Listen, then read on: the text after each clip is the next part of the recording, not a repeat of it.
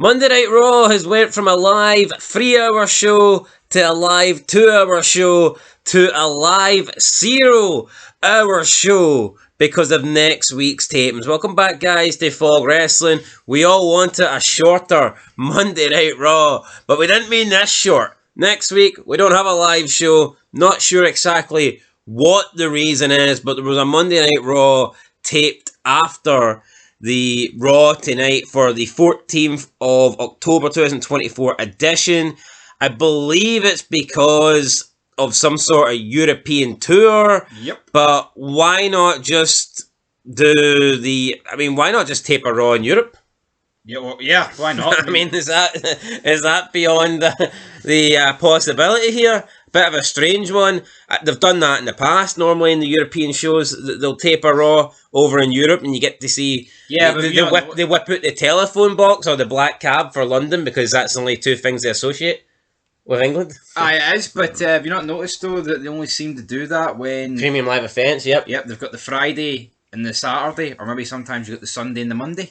Yeah, that's just Triple H, isn't it? Yeah, it's Triple H. Oh, come to the show, you get 2 for 1. I've seen rumours, though, that The Rock was actually appearing. Turns out that was all fake. I mean, people think The Rock's going to appear. Hold on, if he wouldn't appear on the live show, he's hardly going to turn up in the tape. Yeah, I know. No, I know, but people were posting it on Twitter and people were believing it. But obviously CM Punk was there. Seth Rollins was there. Gunther was there. But these people are not on the tape show. It makes no sense, by the way, because Seth Rollins is like, I'll batter you next week, Bronson. To me, that's unforgivable. Like, surely, I always wondered with Brock, like, why, see when Brock turned up, why didn't they tape a segment for him for the following week? Same with Roman Reigns, see if the guy's a part-timer, see when you do get him to show up, why can't you tape something, a backstage segment or something, for the following week? You could understand it, right, if WWE was full, and I mean full, of main event, legit main event, not guys that they put in the main event, I mean guys that are legitimately main event talent, then you could say, well, you know what, they don't need these segments with Brock Lesnar. But seeing you look at how bad the roster is and how devoid of stars that they are, they should be taking every possible advantage they have. Like, see to CM Punk, they should have went, oh, hold on here. You said that I would have taped, see the promo he done tonight, I'd have probably taped that and done that next week. No, I agree.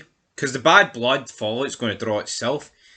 This rating, I think next week's rating is going to be horrific. I think it's going to be tanking because, like, see if a show's taped, in order for you to try and get as many people to watch it, you need the show to be good. Sometimes you could argue if you actually spoil something, and at least if it's big, then you could make the case that, well, people will tune in because they want to see what's been spoiled, you know, they want to see the big moment. But with this, it's like, you know, I don't think anybody's going to want to watch this. I'm looking at what's been shown here, and I'm just looking at the matches and the spoilers, and it's not very interesting if you ask me. So, yeah, we will get into it, but here are the spoilers for the 14th of October edition. Let's just hope Sexy Red didn't make it into them, because I don't want to see her twice on a Monday. Absolutely not. I mean, as for the 7th of October edition, I think the rating will probably be alright for it. Yeah, anyway, let's get in. So we kick off. Rhea Ripley calls out Raquel Rodriguez, but instead out comes Tiffany Stratton. Stratton says that she has a message from Nia Jax, but the distraction allows Liv Morgan and Raquel to attack the both of them. And this leads to a tag team match later on tonight. So, I mean, we've seen on tonight's show, you had Cody and Gunther, they stared at each other. You know, now I guess they're building up the feud for Tiffany, not for Nia and Liv. Maybe Nia couldn't be bothered to show up, so they just got Tiffany to go. You know, maybe it was cheaper to fly Tiffany because she only takes up one seat in a plane. I mean, that is very true. Nia Jax, very big. Yeah, so we get that. Then we get women's WWE Tag Team Champions Bianca Belair and Jade Cargill defeating Io Sky and Kairi Sane of Damage Control. Very predictable. Don't really care. The War Raiders return, Ivar and Eric. So it looks like Eric's back from his illness or injury or whatever it was. This is tragic. And I wonder if he brought back his gremlin wife as well, Sarah Logan. It's just something bothered me, the way she always like walked about the ring just looking dirty. I don't know. I didn't like it. Well, these two look dirty. The name's dirty. Wait, hold on. They're feuding with Alpha Academy, so I guarantee she's back. Oh, why? Because they'll need a woman to counteract Ivy Nile. So, the Ward Raiders are back. They beat Alpha Academy. R-Truth pinned The Miz when Karrion Kross and his crew came out to cause a distraction. They tossed R-Truth back in for The Miz to attack. So Truth gets the win, but then gets beat down. Karrion Kross, do we really need to see any more of this guy? Because I've personally seen enough of him. This is fucking mid-card city, man. No, I'm sorry. See, when your biggest draw is Rhea fucking Ripley, you've got a big problem. You have got a problem.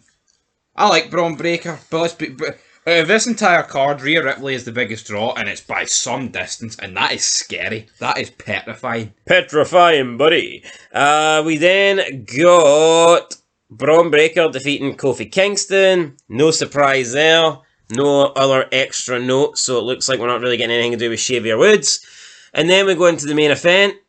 It is Liv Morgan and Raquel Rodriguez taking on Rhea Ripley and Tiffany Stratton.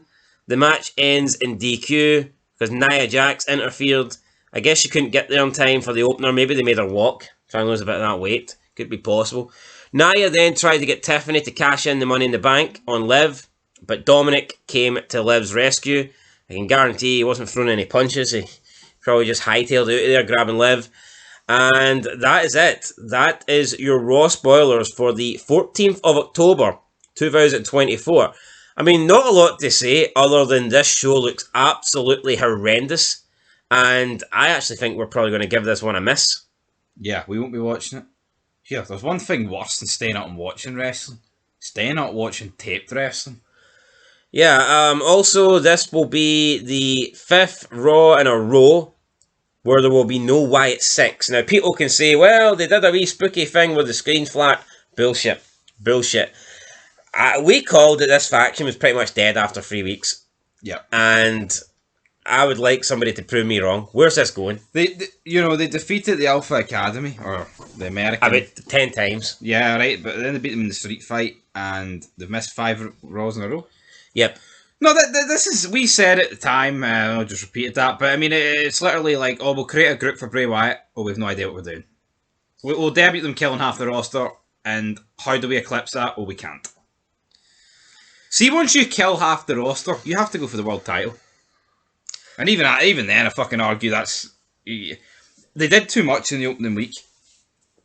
Yeah, I mean, I agree. It's going absolutely nowhere. Yeah, how can you... It's like having the ministry without Taker. It's just not... It's not it. Yeah, I think there's comparisons to be made. It's like... I mean, DDP debuted, right? Stalking Taker's wife and feuding with Taker, and the end at 2001 being a fucking Diddy man in the Alliance. So drop-offs do happen, even to the best of them. But how the hell is this? How have they allowed that? Yeah, but that's the thing. We were calling that out. I remember when DDP debuted, we thought DDP's debut was great. Then I literally remember, like, 3-4 months down the line, we're sitting watching Attitude Era or whatever, and we're thinking, you know, they've just dropped the ball with DDP. Yeah. This guy should be so much bigger. Came in, got a match for Taker, then, you know, him and Canyon versus the Brawls of Destruction. And by the time they got round to Survivor Series, I mean, what was DDP doing? Nada. He should have been in that he should have been in that 5-man match, that Survivor Series match. But by that time they got to Survivor Series, his stock had already dropped. No, the Wyatt Sicks are dead. Where do they go for here? I don't know where they go, man, but it's absolutely garbage. You know what? I don't think it helps that it's made up. It's Joe Gacy, Dexter Lumis, and Eric Rowan at the end of the day. You just knew, right? And Nikki Cross. See Nikki Ash for victory. I mean, what? Remember that? See when they debut, right, and they kill half the roster, and then, you know, you've got Bo Dallas sitting down with Adam Pearce, and they're delivering wee VHS tapes to Michael Cole. How's that happen after the murder? Maybe if you build up, right, and Bo Dallas is meeting with Adam Pearce, what's going on here? Oh, VHS tapes are going to Michael Cole. And then, see if that builds up to the mass murder. I think that's a great payoff. See debuting with what they did. You don't go all out in episode 1. You need to have a finale. What is it with wrestling now where people just show up and then they disappear for weeks and it's absolutely fine? Like, see when wrestling was good, like, I mean, everybody appeared every week. See if someone was missing, it's because they were injured. This doesn't. And they were written off TV. This doesn't happen with TV shows, man. Your characters are there, and when it does happen, the TV shows tend to drop off. I mean, it just makes no sense as to why they've disappeared. Oh, it's because Triple H has nothing for them. Well, find something for them. No, honestly, I'm fucking... Okay, what kind of crap excuse is that? Oh, I've nothing for them, so... Yo, and we're at 2 hours now. Less time for them to fill it up with shite. Anyway, guys, that's it. These Raw tapings look terrible. Absolutely terrible. I'll just quickly go over the matches again. Bianca Belair and Jade Cargill defeat Damage Control. War Raiders defeat Alpha Academy, a.k.a. American Made. R-Truth defeats The Miz. Braun Breaker defeats Kofi Kingston. And then you get Liv Morgan and Raquel Rodriguez with a draw against Rhea Ripley and Tiffany Stratton. You compare this to tonight you had 2 big title matches, and then you had that Donnybrook match. Like, what is there on this show? Oh, the women's tag team titles are dead. They're not worth a damn. I know, a world title match, an IC title match, and like a hardcore match. Those titles are so important that the only way Bianca Belair and Jade Cargill can get on a premium live event is by hosting it. That's how important those belts are. Yeah, no, this is... Although Gunther's made his belt that important, the only way he can get on a show is to confront Goldberg. This is tragic, this Raw. I get it's tape, but that doesn't mean you make it this shit. No. Where's Bronson Reed? Yeah. Where's Braun Strowman? Where's the Judgment Day? But see, maybe that's... where's Finn Balor? But maybe that's a botch for Rollins and his promo. Oh, next week Bronson Reed's going to turn up. Well, it could be because it's live, and I mean, maybe he means 2 weeks for now. Aye, yeah, that's what I'm saying. So, but where's the Judgment Day? Obviously they weren't there the night, so anybody that wasn't there tonight is not going to be in this show. And that's a problem. But what I can't understand is why are the people that were there the night not? I get it, right? Maybe with Punk, you could argue it wouldn't make sense for him to come out tonight, right, and then next week say he's taking time off. I get that. I'll accept that. But what about Seth Rollins? Yeah, I know. Why couldn't Seth Rollins wrestle a match here on this tape show? Yeah, but you got to bear in mind, Crown Jewel's the 2nd of November. It's just a way of dragging things extra out. I just don't see why Seth Rollins couldn't wrestle tonight. It doesn't even need to fucking wrestle, man. Just come out. But do it cut the same promo again. Bronson Reed's Raw is going to be with Foot McIntyre and Punk now. I'd say until at least Survivor Series. People can criticise the Judgment Day, but they're one of the better things about Raw. Yeah, and they weren't on it either. Yeah, you have Dominic and Liv.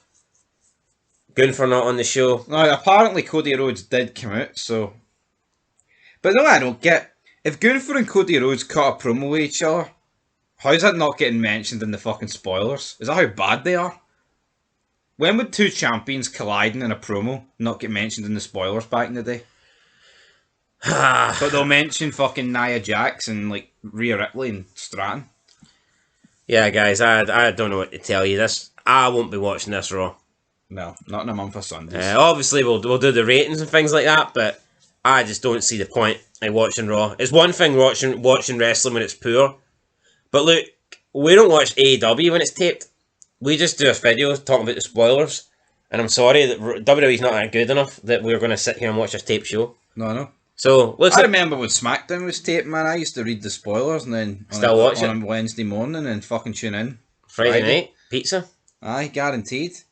I ain't tuning in to watch this. Nope, not in a fucking month or so. Here, I'll tell you what though. See, you can say what you want about a tape show, but see if you read the spoilers for a tape show and it sounds good, at least that gives you a reason to tune in. Yeah.